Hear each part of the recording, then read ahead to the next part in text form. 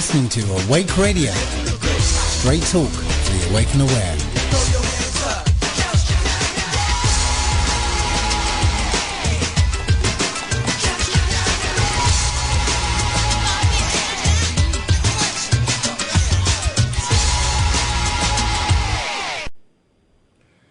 Hi, and welcome to Locals Supporting Locals, the heartbeat of the Okanagan Radio Show.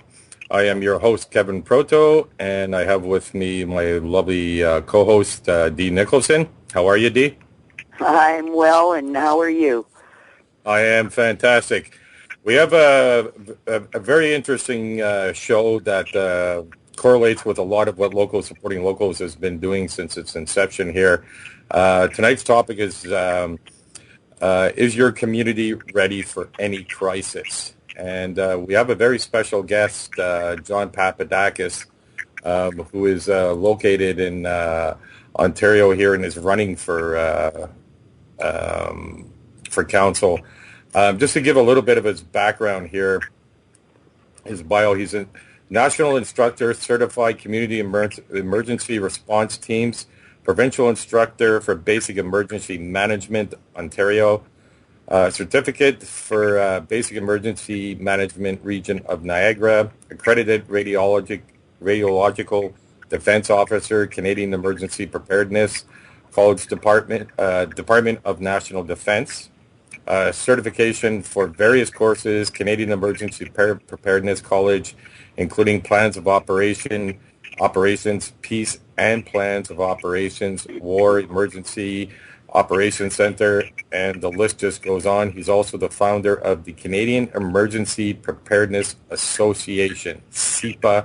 It is a registered charity, and this is something that we have been promoting with Locals Supporting Locals, like we were saying here, since its inception, is that we need to form a local network within our community for whatever reasons that may be, whether it be in the event of a catastrophe, disasters, or even in the event of a disaster that may cut off our food supplies. There's so many reasons why we need to have a local network here. And so the goal of Locals Supporting Locals, reading right off our website here, which you can visit at localsupportinglocals.ca, is to form a network that connects the people in our local communities, local businesses, local citizens, and local farmers. We at Locals would like to form a network that spreads across our province and our country in North America. We would like to hold community meetings to keep everyone informed on current events and issues that affect us all. When we have a connection between all in the community, we can make informed decisions. So I welcome to the show, John Papadakis. How are you? Good, what should I say? Good afternoon, I guess. Depending where we are. Yeah, I guess that's right. Hello, good. George Norrie would say good morning, good evening, good afternoon. Yeah. Thank you for having me on the show. I appreciate this opportunity, and of course, also always enjoy going on the radio with my good friend Dee Nicholson, who's very active in this sort of thing. And I'm also glad that you've decided to address a very serious issue. In Canada, we are so not prepared for disasters. It is gone beyond funny into the serious. We saw that recently here in Toronto with the ice storms during Christmas, and I'm pretty sure Dee can attest to her own horror stories. You don't want to ask me about those, John. Exactly. But what it also showed is one of the things, and I'll get into it a little later, is the different government agencies talk about having an emergency kit for 72 hours. I've always said at least a week or more if possible. The ice storm went way beyond 72 hours, and if it went much further, things would have been very, very ugly here. The important thing is for the people and the community as an individual and as a whole to not only learn what to do, but to empower themselves to go through the stages of what to do in mitigation, preparation, response, recovery. And believe me, it makes big, big difference because when it hits, and it's not an if anymore, it's a when, it's not pretty. Ask a lot of people who lived on the 12th and 15th floor of apartment buildings with no hydro for over a week how ugly that can get. Yeah. That was lots of fun. There were so many people stranded in their apartments with no light, no heat, and it's like minus 15 degrees, and people literally huddling in corners for safety. And after the fact, the city of Toronto says, "Oh well, we're opening up warming centers." Great. Now you got all these people having to go down 17 floors of stairs, and they can't get back up. So it just got ridiculous real quick, as we all saw. And then, of course, you've got all these other disasters, and most notable, especially to do with the heart of the Okanagan this past week, has been the forest fires that are going on in the mountains behind Kelowna. And I noticed, John, this is a real good one for you. I noticed that on the CBC online forum, after the fact, 3 days into an evacuation, they finally post what to do in an evacuation. And it's this little video hosted by the BC Emergency Management Agency. What a laugh. Why don't you tell after the horse has been stolen that you should now lock the barn? Well, you see, here's a problem. And it's not just government to blame. It's everybody to blame. Now, our present emergency management system is remnants of the Cold War, where it was a hierarchy, top-down command system. Things have changed since then. What we've discovered, and you just said it, you have fires in the Okanagan, you have flooding in Calgary, you have ice storms in Toronto. So what CEPA is doing in trying to educate the communities and the individuals, and through an organization called CERT, which is the actual empowerment of the community emergency response teams, is that we get together with the individuals and the community and we assess things. It's called HIRA, Hazard Identification Risk Assessment. What's the danger in your community? What's the problems? Can you have floods? Can you have ice storms? Can you have fires? Can you have earthquakes? Do you have nuclear reactors nearby? So once you assess what the dangers are, then you do mitigation. You try to mitigate disasters from happening. Like in Calgary, they're going to be digging even more runoff canals.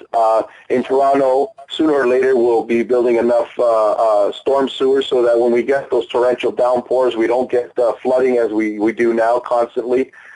So that's mitigation. And then when a disaster strikes, the community knows what to do through CERT teams and through education. You respond. Because remember, too, first responders are not designed to be out there for long periods of time. It's burn fast and burn bright, but not very long. So this is where these organizations like CERT kicks in. We respond, we assist, and we maintain. Yes, and not only that, let me jump in with one more fact here.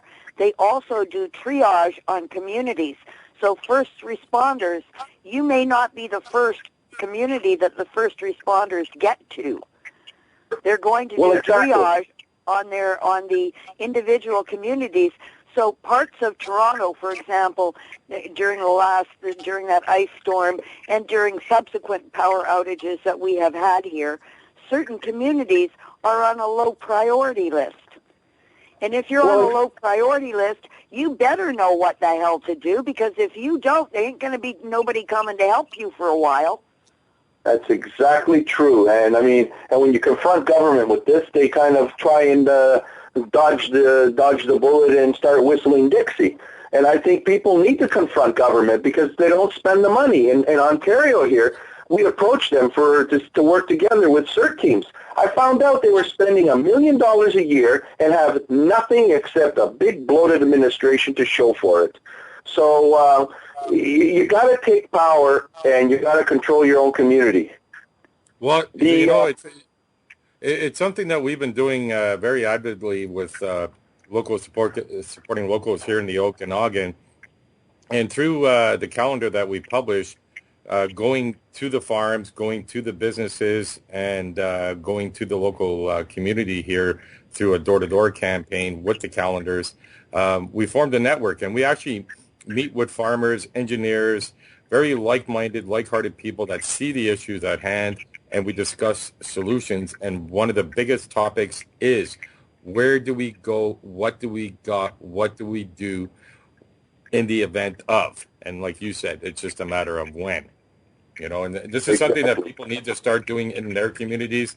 And we always welcome that for people to start a chapter of locals, supporting locals where they are. It doesn't matter where you are on the globe, but these are all things that we need to do.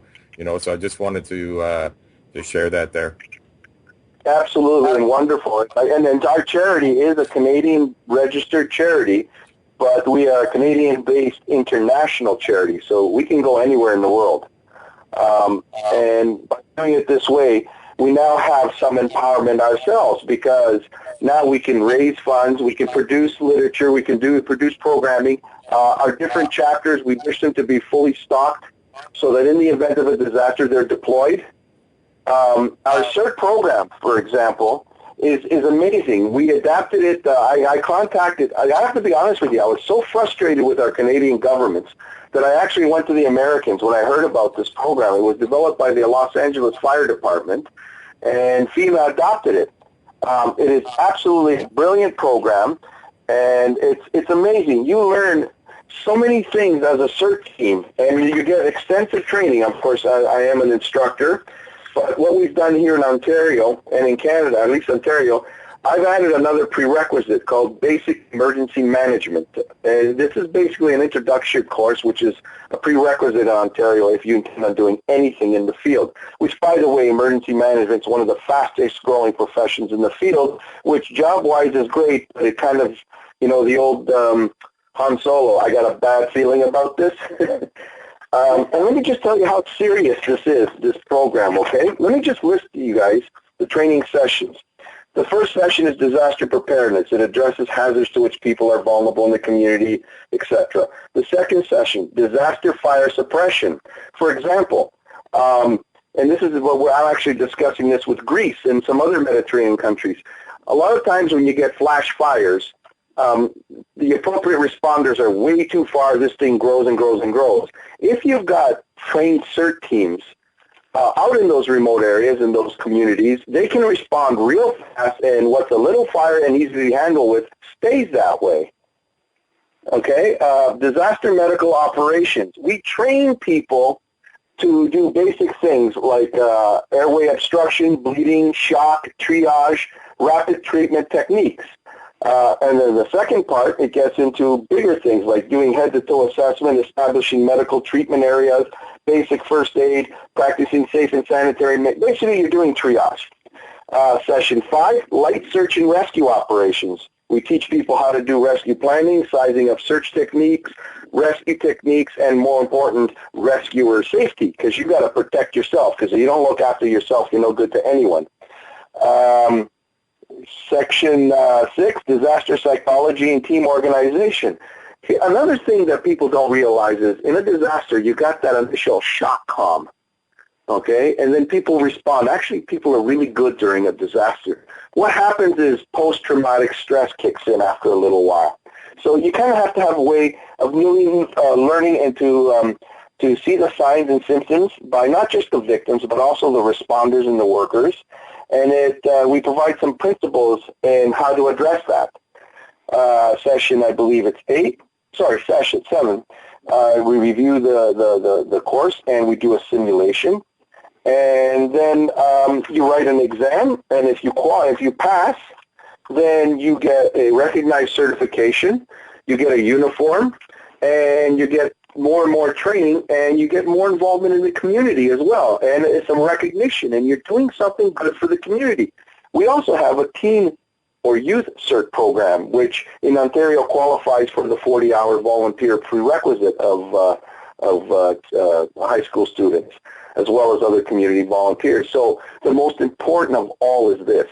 It empowers communities to look after themselves. Just like in the days of old, we've gotten lazy in cities. Communities banded together, looked after each other in time of crisis and needs. We need to get back to that because your government cannot do it. Yeah, I think we've basically done a good job of establishing that fact, John, through locals. Because essentially what people are learning here is that if we do not band together, if we do not circle the wagons, if we don't know what the hell we are doing, things are going to get worse, and they're going to get incrementally worse in one hell of a hurry. So well, exactly. It's a matter of survival, and you haven't got the opportunity to mess around and learn stuff after the fact. Exactly, and you know, I mean, if I asked any people out there, how many people right now, never mind have an emergency kit, know what it's comprised of? I don't think there's too many. Very little. And yet, when it hits, it may depend on your survival, may depend on it. Absolutely. You know, and I mean, simple things like, if I may, okay, a basic emergency kit, water, 2 liters of water per person per day. Food. Unfortunately, this is where junk food actually comes in handy, but food that won't spoil, food that can be preserved, canned food, energy bar, dried food, ridiculously enough as it seems, sugar and stuff like that. And no, you should not have an electric can opener. You should have a manual one. You'd be surprised.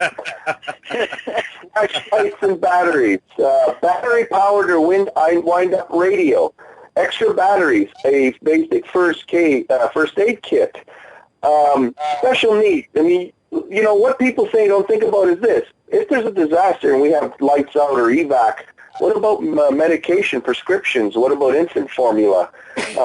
We even now have, finally the Ontario government realized that there needs to be something done, because we were pushing this and even DRE members. I said, there's nothing here to address emergency management and preparedness and response with people with disabilities. Yeah, you left one out, John. Toilet paper! Well, yeah, you're right, actually, and it is on the list. I haven't got to it yet. Yeah, I know. Yeah, very big on the toilet paper, or, you know, Toronto Star past issues, whatever, right? Well, just to sorry? Well, just to throw this in here, like when we have our meetings, and we have them at generally at farms, because we like to be somewhat off the grid a little bit and in touch with nature here, but you know, something that people can do at the same time is you know, connect with your farmers if you can, depending where you're located. But I mean, you can always improvise on this too. But here in our Okanagan, like when we meet on a farmland here, what we're going to start doing is actually having, you know, how to can and how to preserve. But at the same token, you have to talk about what, you know, in the event of how much do we got, how many people can we feed, and how do we continue on in the event if we don't have electricity, we don't have the water, what do we do? And these are things that people should start doing in their communities. It doesn't matter if you're in the big city.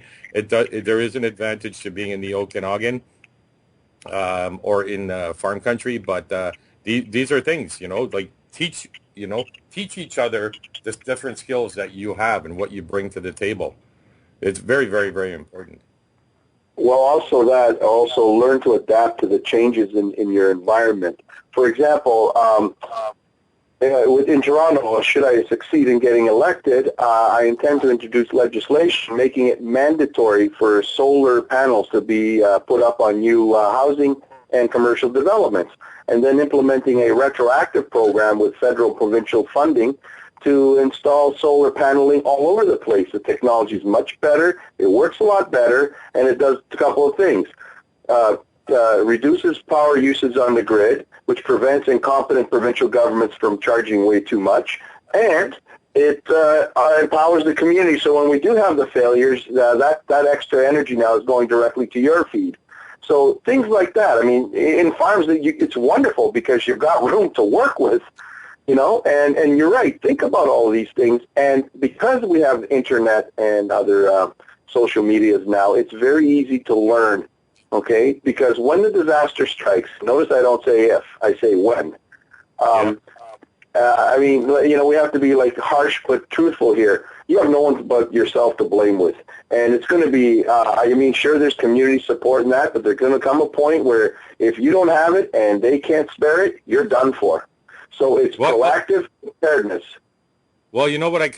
It's the 7 P's in life, and I learned this when I was I did door-to-door sales for 7 years in management, and I truly appreciate these skills because they taught you the true sense of selling here, and it's in every self-help book. But it says 7 P's in life: proper, prior, planning, prevents, pitiful, poor performance. Say that 10 times fast. No kidding. Rubber baby buggy bumpers. Rubber baby buggy bumpers. Well, it comes down to a simple thing as this, and Dee knows this story, but I was in Niagara and Fort Erie for a while, and we had one of those freak lake effect storms where it's, you know, you're in shorts one minute, and next minute you're in 6 feet of snow. Massive, you know, power failures, down trees, power lines. You go 10 kilometers west, and it's fall, right? But they had a problem with communications, and you know, they're going back and forth trying to figure out how to do communications. And I said, well, you know, being a rural area, you all got CB radios in the trucks, don't you? Yeah. I go, there's your communications. It's simple things like that. Well, what we're trying to get actually to everyone that's joining us in our network is to have two-way radios. Absolutely. Yeah, big time. Well, the other thing you can do. I just want to say one thing. I just want to say one thing here, John. There, in addition to those solar panels, like you were speaking of, one thing that doesn't get promoted enough, and it's understandable why. I mean, there's no money in it, but our gasification units. And we have some brilliant people here. I mean, I can't begin to tell you, John, how many incredible people I have met throughout my walk of putting together these calendars that I do. And gasification units are just used with wood pellets, with wood. And it turns out you can actually get enough electricity to power a farm, a house, and also if it's done in the right way, you can actually produce your own fuel, so you can still fuel your tractors and everything else. I mean, again, these are technologies that they don't want to let get out there because there's no revenue in it. Well, I agree, and you know, it's got. I mean, one of the things I got to tell you that I'll be talking about for alternative energy sources and situations like this with the City of Toronto is looking into what we call, I'm sure you know about it, magnetic motors. Yeah. I think it's a viable technology, and it could fill in nicely. I mean, I don't think it'll replace generation, but it's safe, it's easy, and if you need anything in the spur of the moment, you fire these babies up, and away you go. But the point is, and let me just ask you one thing, John. I already know the answer. But exactly what level of cooperation are the producers of these brilliant means of protecting us getting from our government levels? Next to none.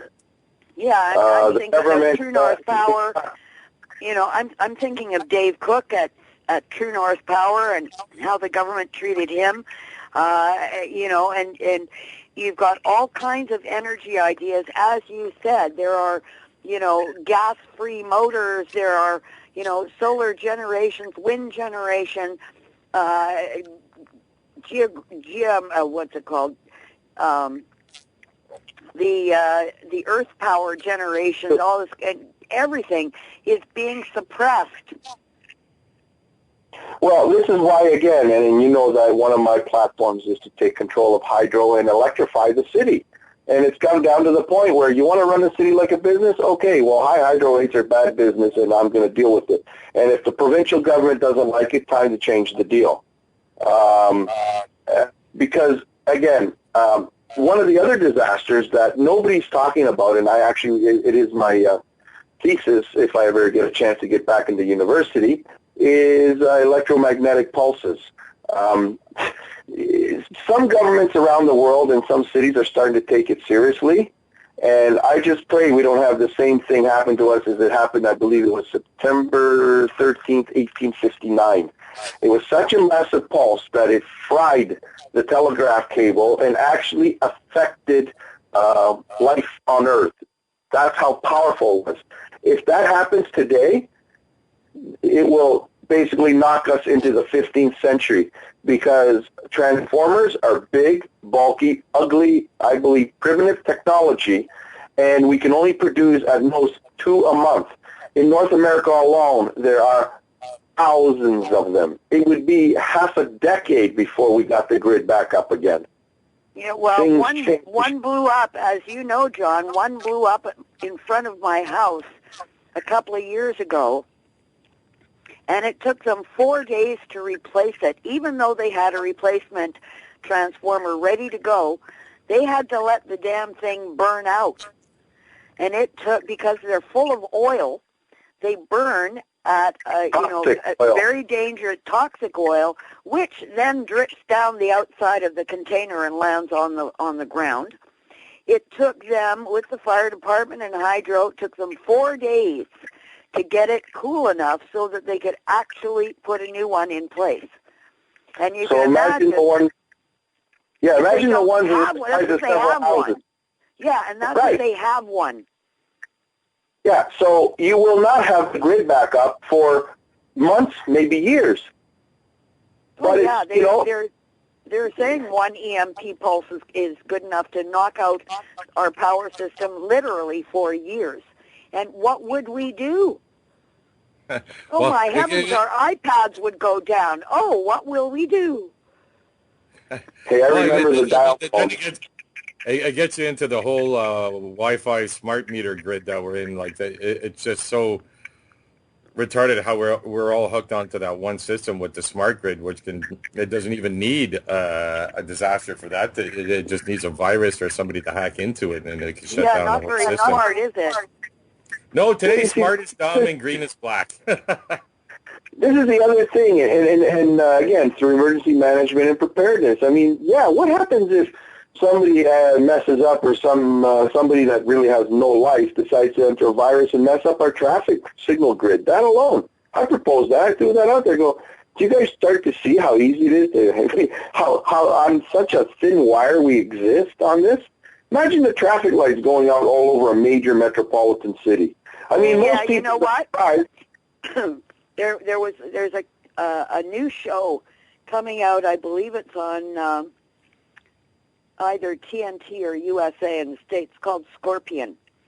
Okay, and it's about a group of people who have the highest IQs possible, and they're all gathered together into one super intelligence team. It's supposed to be a good show, but at any rate, the line that they're using to promote it, you will so appreciate, okay, just on what you just said right now. The little clip from the show shows an outraged official saying, "You're committing an offense by hacking into our system." And the guy says, "So why'd you make it so easy?" Exactly.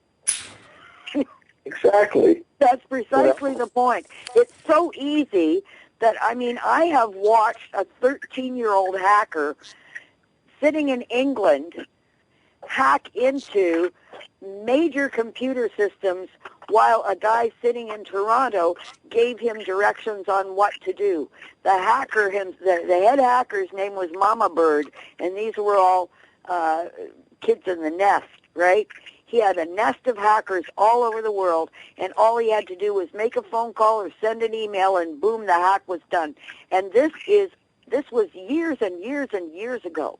If you can imagine the kind of technology that is lined up against us right now that could cause exactly this kind of disaster. And we don't need a flood. No, you don't. Do you remember the Bruce Willis movie, the Die Hard movies?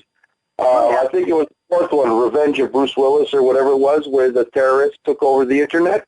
Did you know that was actually based on a real disaster scenario with the Bruce Willisism thrown in? It surprises me not. Does it surprise you? It's a serious scenario. I mean, really, you know. But the point is this. I think people should also take some action, like right now. I mean, you know it. I've been speaking about emergency management. People are actually starting to pay attention. I mean, it helped to have an ice storm just a few months ago, but people have short memories until the next disaster. So it's not only to empower yourself, and your community, but you got to get on the backs of government and say, what up? You certainly have enough money to be giving corporations and foreign companies money to basically take the money and run, as in Ontario government. Anywhere else it would be called theft. Here it's called, trying to give money to corporations. So don't believe government when they say they don't have the money. They have the money. And unfortunately, some governments find it easier to litigate than to mitigate. Let them sue us. We'll keep them in court for 1,000 years, spend millions on the lawyers instead of on these programs. So you got to do something about that, because you're talking about your life and your community and your family and your home. This is not political activism. This is not religion. This is not ideology. This is survival. Period. Yeah, big difference. Well, and that's why more people need to get involved with local politics here, because that's where all this change needs to take place. And and speaking with you earlier there, like when we talk about provincial and federal, it's so corporatized, privatized, you name it. It's so broken, you can't fix it. And so we got to do it at local government levels here, Well, I agree. So, yeah, we need to get, people need to start connecting in their communities. And I'm doing it right now because we got our local elections coming up here. And I mean, as much as I would love to throw my hat into it, but I just don't have the time. We are finding the right people that need to get into these places that are aware of these issues. So people need to get out there and start finding these people and find out what they know, and we all got to help to educate and inform each other on what we need to do. And local government has all the power. They're trying to remove that through, and Dee and I talked about this on a prior show, through trade agreements here. And we got to start taking it back. We really, truly do, and start abstaining from a lot of these corporate laws that are coming into place here.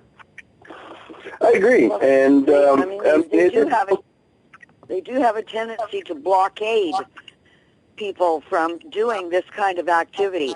This is the kind of initiative, correct me if I'm wrong, John, but this is the kind of initiative that really is born at the municipal level and is carried out at the municipal level and ought to be carried out at every municipality.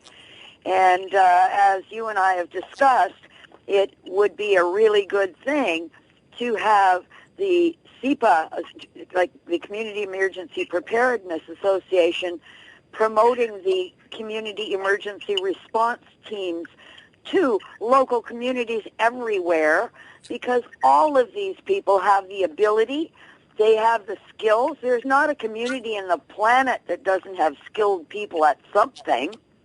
Of course. So there's always people who can help. But when you leave them high in the sky and they don't have an idea of what they should do or how to get organized or how to deal with anything, because they're sitting there, maybe the guy's an electrician, but he can't just go out there in the street and start helping people with their electricity.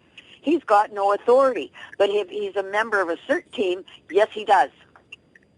Well, yes, he does. Yes, and that's where for people listening here that are in our Okanagan here, I just want to say that supporting locals will be working with John here on implementing this here, and we'd love to present this to our city council here, and at the same time to our meetings here, because irregardless what they do, I know what we're going to do, and it's like Dee just said, there's people skilled on every single level here, and so when pardon the language, when shit hits the fan here, we need, even if you got 1% of the population, like let's say here in our South Okanagan here, just 1% that have already met, we already know what we need to do. The water. The food. Another thing that we discussed here too, and I'd love to talk further on this on another show, is aquaponics. If you want to keep the food supply going without needing electricity, So we need to discuss all these things in order to prepare. Absolutely. I mean, it's interesting because in the United States, the federal government subsidizes every CERT team that passes and is certified, as well as subsidies from the state and local governments. Here, in Toronto and Ontario, not only is it non-existent, but they seem to turn their nose up and get offended when an organization like mine, a registered charity, saying, "Hey, look, let's do this." So there's that, and there's also I want to get back to what you talked about, electing people. It's not just getting candidates that understand and want to do something about this, but voters, you better get off your butts and start getting serious about democracy. If you can take the time to read the Walmart flyer, then you can take the time to read the flyer of the candidates' positions and platform and make an informed decision, not just flick a vote and get back to the game or Oprah. Because you know what? One day you're going to wake up and your rights are going to be nada. And the only emergency preparedness then is how many we can stuff in a pen. So, it comes down, I mean, there's a civilization during a long drawn-out disaster will only sustain itself for a certain point of time, and then it unfortunately degrades into survival of the fittest. But when you implement programs like this that mitigate, shorten the disaster, speed up the recovery, keep the people calm, people are aware. Remember, what's the most important thing in a disaster? Okay, keep people informed regularly. Okay? Yeah. How do you do that? People are comfortable, people are not fearful, people will listen, people will be organized. You know what, John? On that exact note, okay, what we can all observe, even from our own experience watching the news, watching TV, excuse me, watching the reports of other disasters that have gone down here, there, and everywhere else, is that the people will respond positively to people who are calm. Yes. If you are calm, the people will respond to you with calm. Well, it's not just calm, people, well, yeah, I know, but you've got to have the knowledge. But I think human beings have an instinct to are aware of when people know what they're doing. I mean, everybody. Exactly. So, you're in a situation and some, male, female, or something in between is barking orders and it's making sense. People will listen and follow those orders. Yes, they will. That's precisely my point. And that's why, like, anybody listening to this show right now that thinks they don't have skills, they think they're not an electrician, they're not a plumber, they're not a farmer, they're not this. There is so much involved in keeping a community running. Ditches, let me give you an example of exactly what you're talking about so people get the idea, okay? Now, for example, the mother of a family of 4 young children, may be an RN. Now, if she's an RN, obviously her skills are going to be valuable during an emergency, aren't they? Absolutely. Okay? Well, what if she has to take care of her 4 children and can't leave to help anyone else? Well, you know what? If you may be the lady next door who doesn't have any skills except for taking care of children, babysit the kids so the nurse can go help. There's your skill. It's a needed skill. Okay, can I give you one that's even unskilled but vital? The ice storm. When we were talking about the assessment, one of the things I said that where we failed was, yes, there was downed trees and branches all over. Dee'll tell you this, the roads were impassable. So we only had so many hydro vehicles and forestry vehicles. They were dealing with the most serious, the things that fell on houses and buildings and stuff like that. So one of the problems was it took a very long time to clear the roads.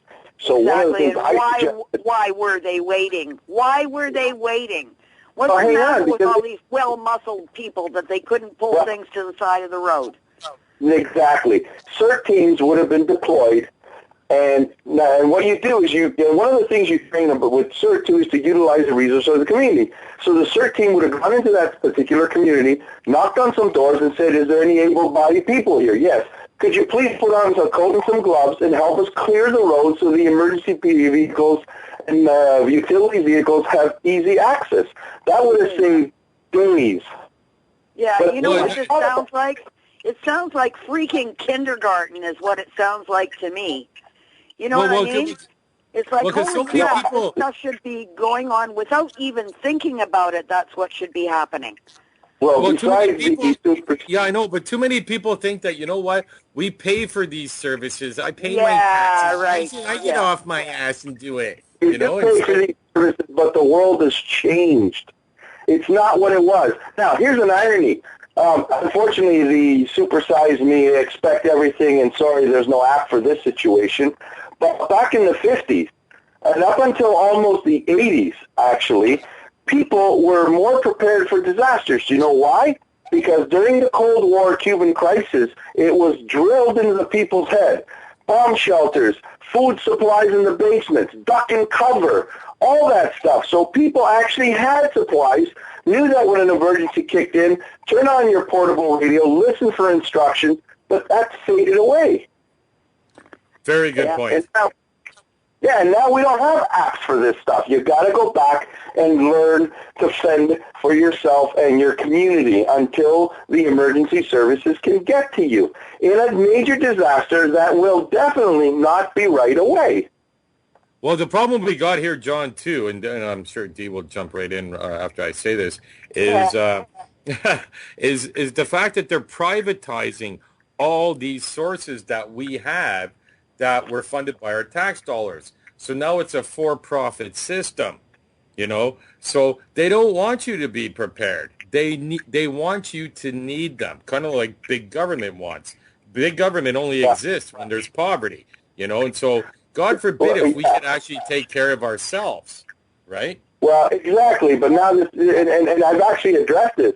I said, given in a time of global instability and concern about hostilities erupting, when governments do such a things against the population, the businesses, and the resources of the country, then we have to start raising the question of the T word, don't we? And the T word is treason. Yes. When you disempower your community and your country and your people, you don't hide behind the skirt of capitalism, which is not capitalism by political definition, is then known as fascism. You are a traitor. And you should not be in government. Yeah. You should not be in government. Are you talking about, did you say Harper there? I didn't hear that. I have not said anything. I just said that when the government... Sorry, that was my inside voice speaking out again. I apologize. Yeah, I got one too. Harper. In Ontario, if you betray your community, you get a job at Harvard and a pension. Everyone else has to go to jail if they don't pay a parking ticket. There you go. And look at, you know what? You want to see the height of the ridiculous? There are 17,000 families in the city of Detroit right now who have been living without running water for 3 months because they can't pay their water bills. I know, and that's a disaster in the making and unfolding. But let me just get back to another issue. What's frightening, and governments do not want to discuss this, is, and Toronto has nuclear reactors nearby, but I'll tell you, that's small potatoes to what can happen with a biological outbreak because of the world rapid travel. I remember seeing scenarios where, patient zero was in Africa, and within hours, this virus was around the world. Okay? Oh, Do they people know that. what They to use do? that all the time. But it's a real scenario that can happen at any moment. Do people know what to do? Do you know that times like that it's better not to evacuate, but to stay home, stay indoors, and batten down the hatches? Yep. Now, if the city's becoming unlivable, how many people? Okay, in Okinawa, perfect example. You've got the forest fires. How many people have a bug-out kit or a evac kit? Basically a hockey bag or a duffel bag or a crate where you've got stuff prepared to evacuate your home, your documents, food, medicine, papers, anything you need. You grab this thing and you're out the door, you're gone. How many people have that? Very few. I don't. Right? And I know better. And I know better. And no, a debit card will not save you, right? Well, let me ask you, John, do you? What's that? Do you? I'm sorry, I didn't hear you. Do you have a kit? I do actually. I actually do. I have actually a few of them spread around here. Some of them are the old Canadian, those Mastercraft toolboxes. Some of them are plastic totes. I do. I actually spread around. I've got cans of big, huge, honking cans of food. I usually have bottled water, including the big ones. I did okay in the blackout of 2003. I could flush my toilet from the 12th floor, you know? Well, and that's why we got to prepare a little bit more than that, and again, that's something for people that are here in our Okanagan, particularly right now in our South Okanagan, which is where I'm located. With the meetings that we host, we talk about these issues, and you need to have a common place where everybody meets, and that's what you need to do. A lot of your storing, canning, preserving, teaching, everything else like that, and again, like. These alternative energies, the gasification units are big in this event because, I mean, for the most part, people don't know how to store food without having a refrigerator or a freezer. And I got to tell you, yeah, so how do you do it? And this is, again, where we and it, you know, in a way, a lot of what's happening in our world today, you know, you got to, the one thing when I did my door-to-door, they said, find 3 positives out of every negative. And I got to admit, when I was in Toronto and it was minus 40 and it was a blizzard and I couldn't see the next house, it was very hard. But the positives out of what's happening in our world today is because of all this technology and us being disconnected and thinking that everything is on your Google search engine, we have forgotten how to reconnect with our community here. You know, and so we need to go back to that part, man. Like the answers are right there in your community. So we got to reconnect, and we got to start doing it now. Like we got tools like what we're doing right now with internet radio, with locals supporting locals, Awake Radio, Liberty Beacon. I mean, there's so much out there to help educate us on where we're at right now and what to do. And people need to start doing that and get off those reality shows. My God, people are living vicariously through all these reality shows between Duck Dynasty and Real Housewives. I can't watch those. I go into convulsions and have weird growth on me. Disgusting. Now, can I ask you a question? Especially when it comes out that these are actors, you know, and people are still like, oh, I still like the show anyways, and it's just like, what? But it's not real, you know.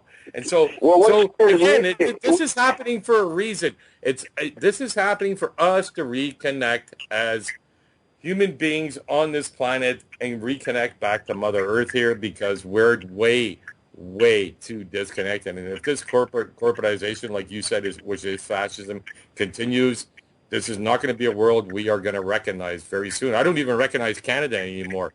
Well, Harper promised that, didn't he? Yeah. We were number one for so many. Well, then again, hold on a minute. Who do you blame? Those that did it or those that let them do it? Yeah, well, it's always those that let anybody do it. But the bottom line is he's the one came out and said that. And prior to that, things were going along relatively smoothly in terms of, yeah, there was that level of corruption, but you could still recognize Canada. And what he said was, when he was done with Canada, you wouldn't recognize it, and already I don't. Well, then again, that's why he won with 35% of the vote, and the 65% who didn't vote should stick their head in the ground and be ashamed of themselves. But let's get back to the perspective. So let's say, and one of the, and I want to talk about it because I know the time's running out, and I want to bring this up because it's the most important, other than making sure you don't have broken bones or, you know, lacerations and that. When everything's said and done, and it's scary, and Dee, you know this, it's about fresh water, okay? Uh-huh. One of the most important things.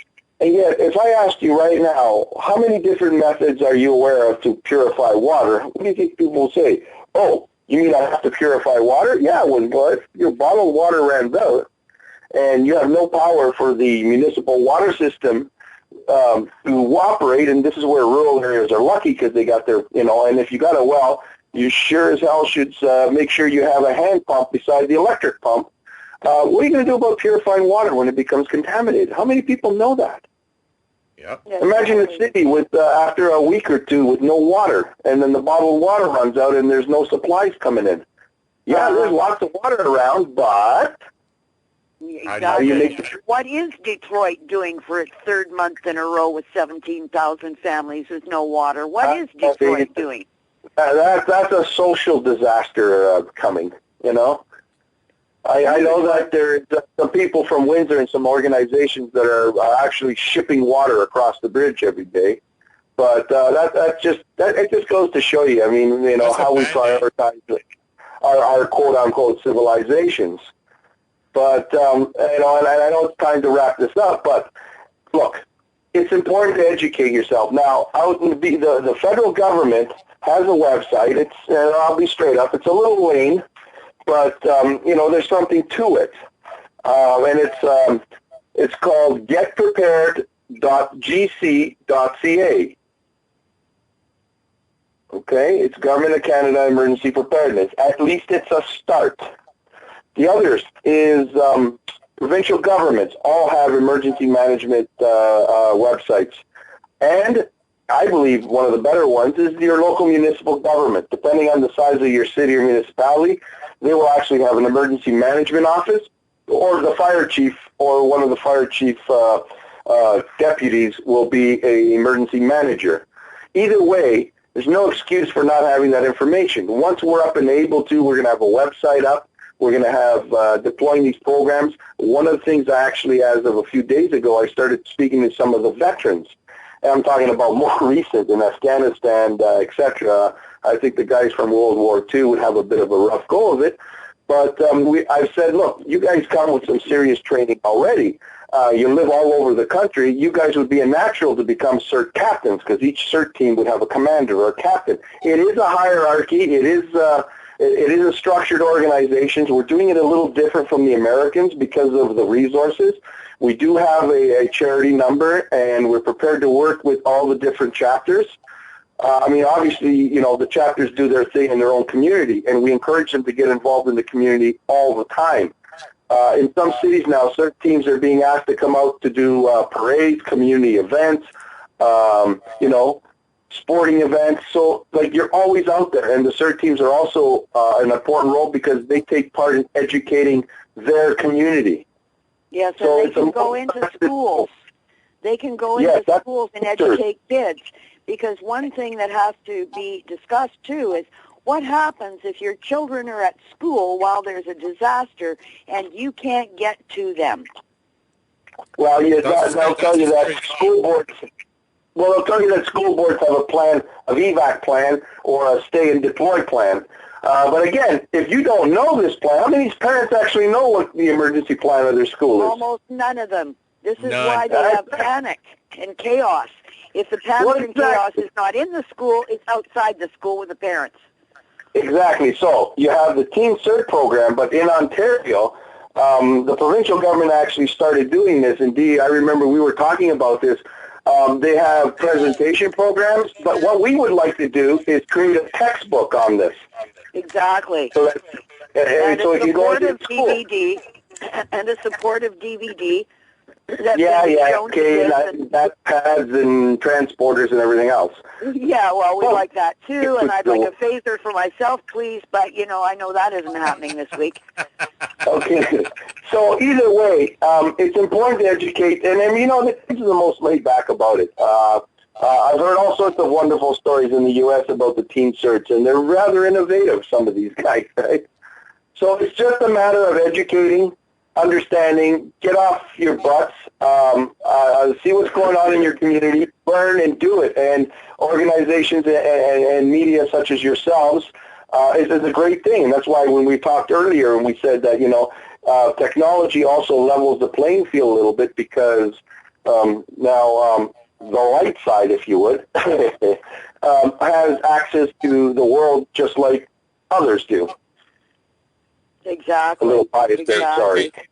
One thing I wanted to throw out very quickly is the idea of, you know, the unification of these CERT teams. You're talking about some of these guys being pretty innovative. Do they have any way of interacting with each other so they can share these innovations? Because they should. They have CERT websites in the United States. We are registered with them. We're basically the CERT guys up in Canada.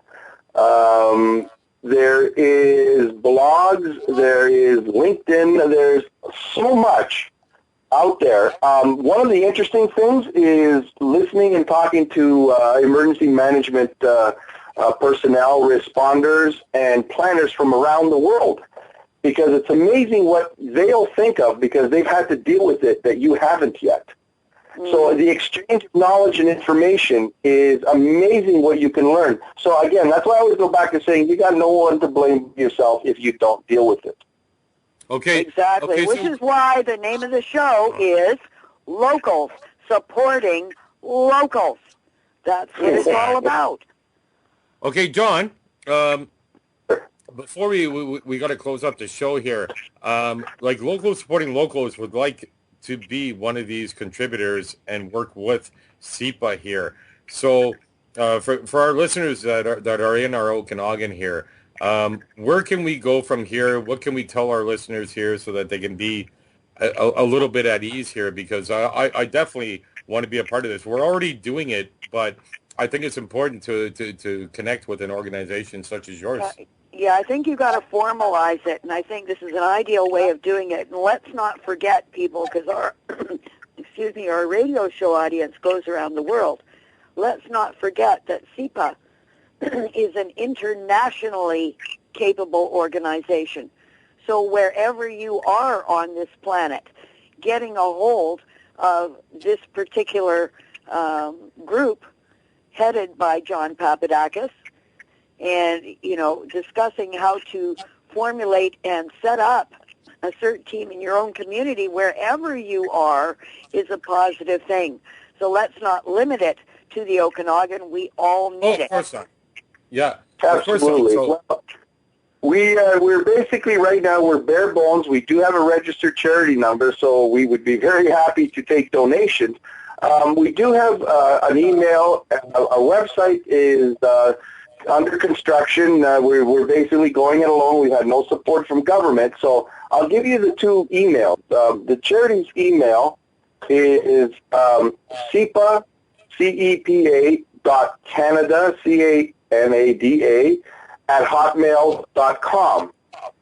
I will also give you my direct email, which is johnpapadakis @live.com, JOHNPAPADAKIS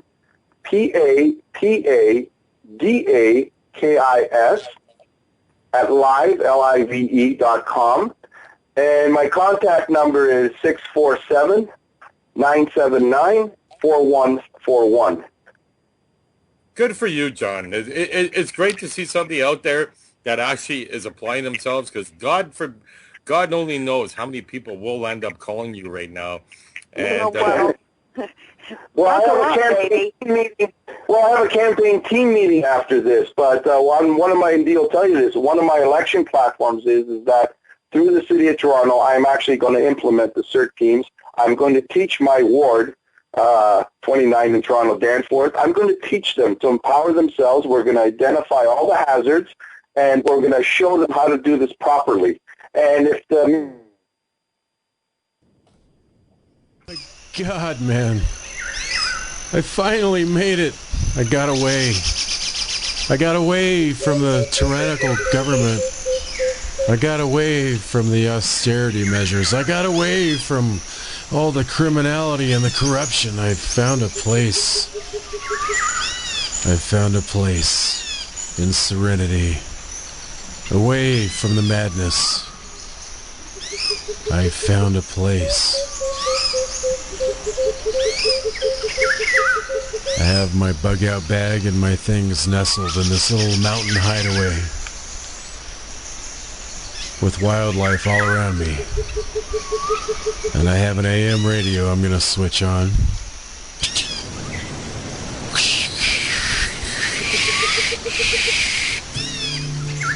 You're listening to awakeradio.co.uk. Oh, wow. I still have Awake Radio. awakeradio.us. I still have the truth InchesisRadio.com. at my fingertips. And I'm nestled away. Awake Radio. Tune Straight in talk for the to awake Radio. and the aware.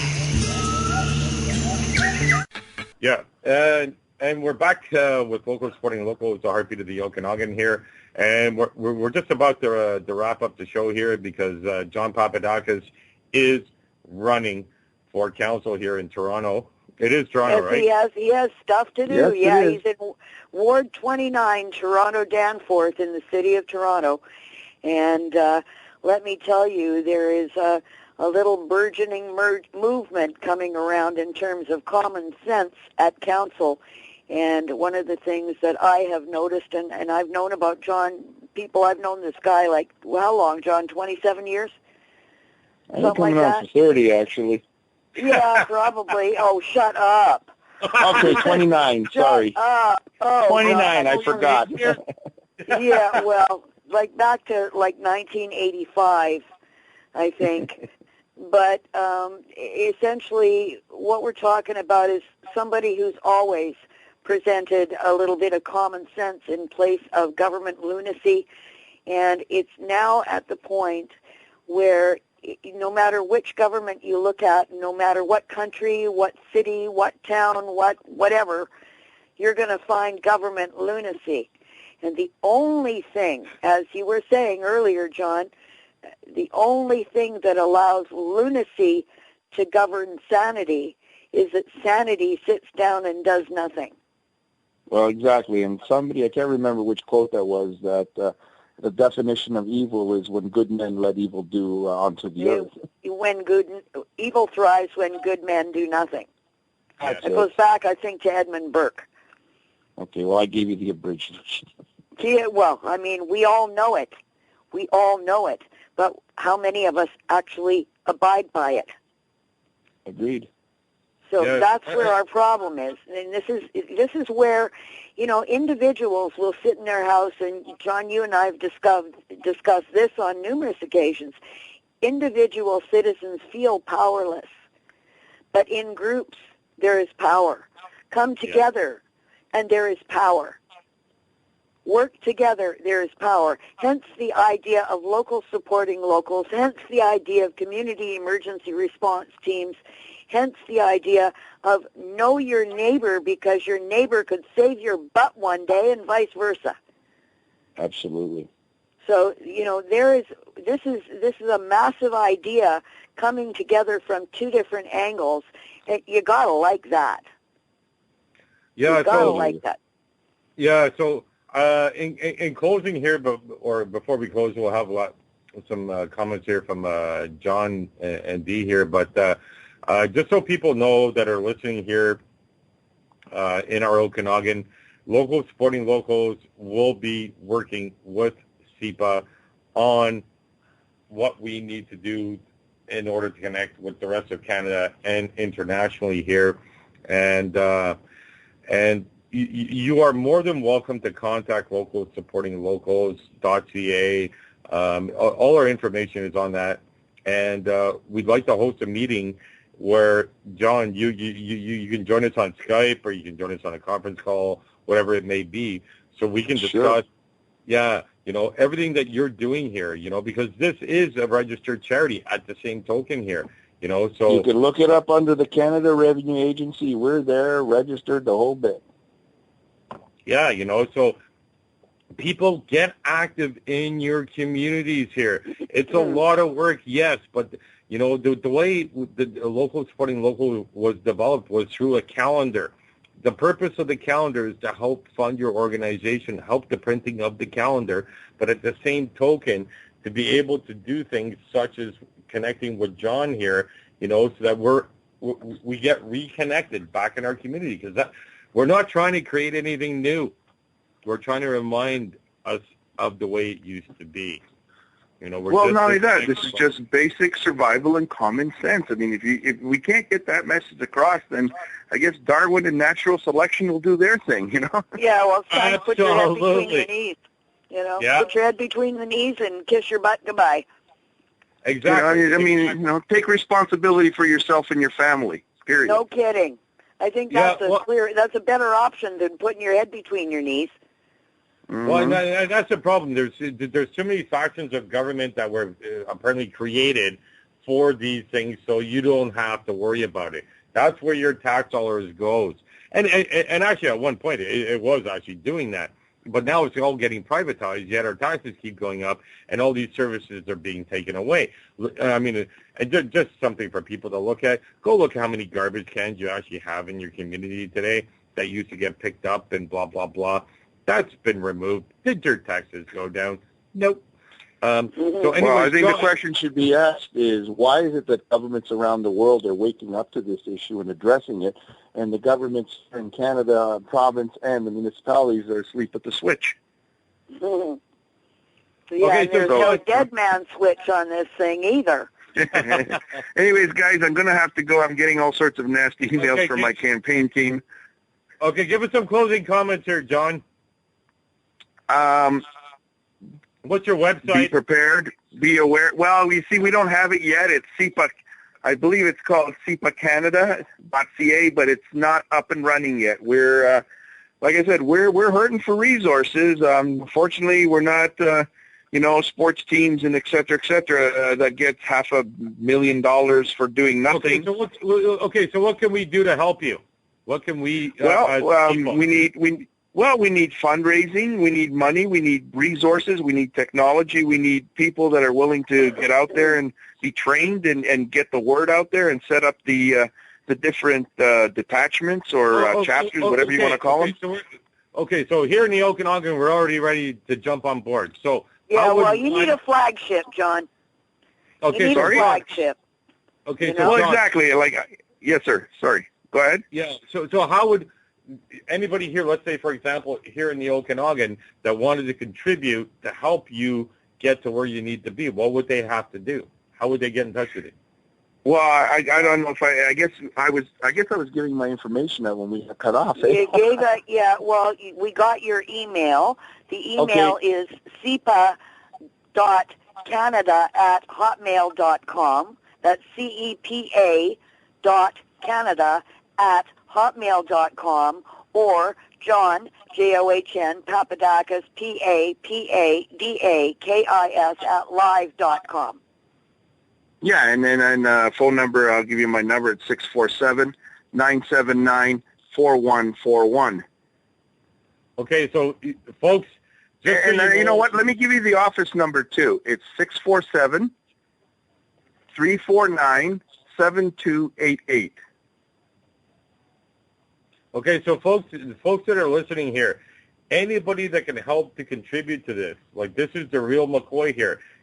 What's the website so that people can know that you are legit? Well, how about you give them your campaign Canada website. Revenue Agency charities.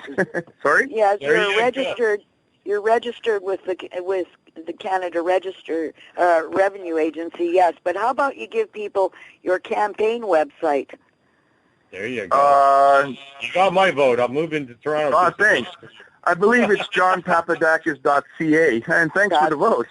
That's what it is. That's what it is. John Papadakis .ca is the website, and there is going to be, if not yet, there's going to be some information with regard to the community emergency response teams as it reflects as part of John's platform for the City of Toronto, which is the exemplar, essentially, for all of the CEPA and CERT applications worldwide, would it not be? Well, again, they would have to adapt to the different countries' needs. Well, yeah, obviously. I mean, there's different, but essentially, you're going to localize whatever it is because, a prairie community has different challenges than a mountainous community. So absolutely. Clearly, so the principles are the same. Yes, and you've got population variances and access routes and proximity to other major cities and likelihood of this disaster. I mean, all kinds of variables coming out our butts.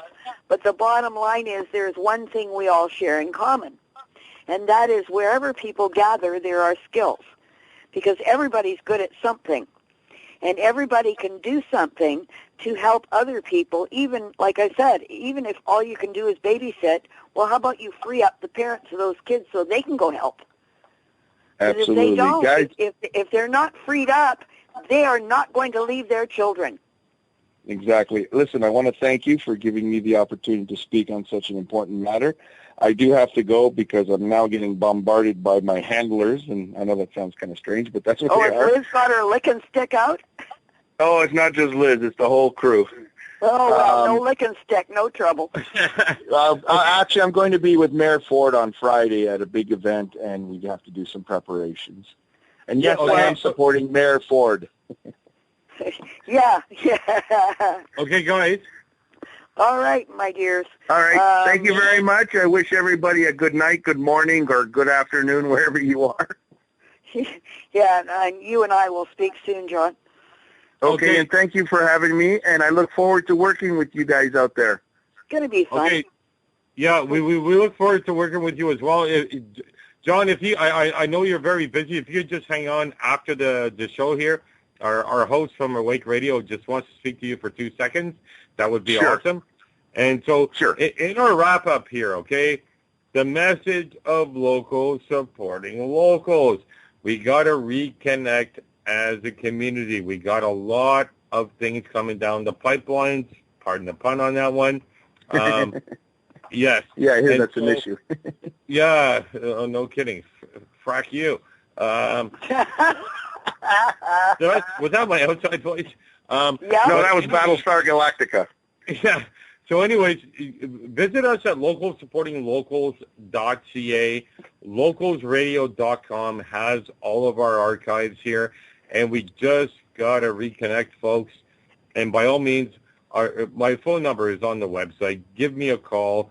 We have a meeting coming up this Sunday.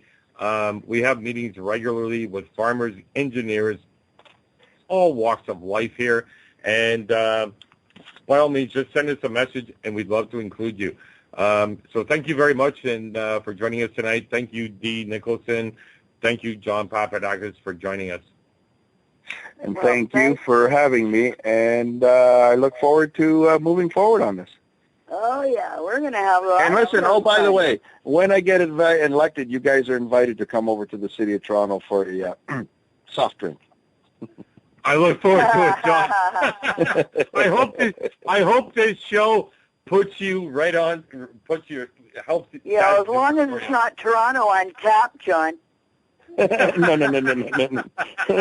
going to be a little, so we'll be careful about that one. Yeah, I think you better. All right. All right, okay, bye-bye. I'll hold on. Okay, I'll hold on. Good night, folks. Have a good night. Night.